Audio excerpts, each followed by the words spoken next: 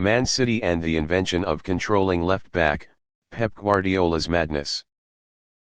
Intelligence helps Bernardo to play in any position. He doesn't say I'm a midfielder. Bernardo plays football, and that's why I use him as a left back. Coach Pep Guardiola explained his crazy decision. Extreme test.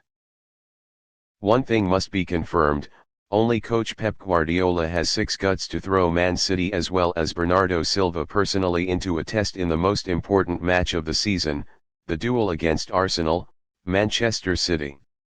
City won 3-1. Maybe the focus of this 2022/23 season, Pep is aiming for the Champions League, so Premier League matches are simply a process of preparation. Last Wednesday night at Emirates Stadium, Man City started the match they were not allowed to lose by arranging Bernardo Silva in the role of left back. The Portuguese replaced the Portuguese. Silva was tasked with filling the void left by João Cancelo. With Bernardo in this position, Coach Guardiola calculated that his team would have an additional midfielder when in possession and a player on the left wing when it is not in possession. In fact, Pep started this experiment from the previous game, when Man City easily beat Aston Villa 3-1. That match, the defending champion controlled 67%, so basically, most of the time Bernardo played in the role of midfielder. More than that, the target that the Portuguese midfielder has to control, Jacob Ramsey, tends to play as a number 10 with his ability to dribble past people is not really impressive. On average, this young player only reaches 1.2 dribbles per game. But against Arsenal, things were completely different.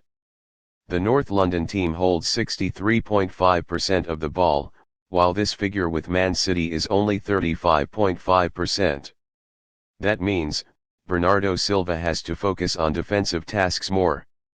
Moreover, Bernardo's opponent is also the most dangerous player on the right wing of the English Premier League, Bukayo Saka. Each game, Saka made 3.9 dribbles. The plan almost went bankrupt. To be fair, this wasn't exactly a good match for Bernardo Silva in defense. Fouling is almost the only method of this small and slow-paced player. Minute 45+1, after many illegal interceptions of England players, Silva received a yellow card. Despite the risk of this player having to take an early shower, Pep persisted in keeping the number 20 on the left wing. And in fact, in Bernardo Silva's ideology of play, he only seeks to break the opponent's offside trap, not the person setting the trap. The hunter must now assume the role of prey. Because of that, this player does not keep a really good distance from the squad, often standing the lowest in the squad and becoming a critical point in the offside of Man City. The method of closeness, high pressing did not help Bernardo Silva much because Saka possessed speed and the ability to pass 1vs1 was too good. 43% of Arsenal's time on the ball in the great battle with Man City came from the right corridor. It can be said that the unexpected plan of Coach Guardiola did not bring surprises to Mikel Arteta, who has 3 years as an assistant to Pep himself. Even Arteta is similar, focusing on hitting the wing where Man City is weakest. In addition, the goal of increasing personnel for the midfield of the Green Man was almost bankrupt. Bernardo Silva's 28 passes with 68% accuracy against Arsenal are proof. During the match, TVBLV Ali McCoist said that Pep had played with knives and predicted that the leader would be forced to make a change in both personnel and tactics in the second half of the match. Indeed, the Man City captain was only consistent until about 60 minutes, before bringing Akanji into the field. The last 30 minutes of the match was the most comfortable time for the Manchester guests, and thanks to that, they left with a 3-1 victory. Pep has a problem with left-backs. Man City's 7th year in the Pep Guardiola era, this team has only recruited 3 true left-backs, Benjamin Mendy, Angelino and Oleksandr Zinchenko. However, none of them satisfied Pep and were all sidelined in different ways. In the 7 long seasons mentioned above, the Spanish military leader performed many tests that were considered crazy for the left flank of Man City. Bernardo Silva is not the first midfielder to be tasked by Pep to play as a left back. In fact, Fabian Delph did it a long time ago.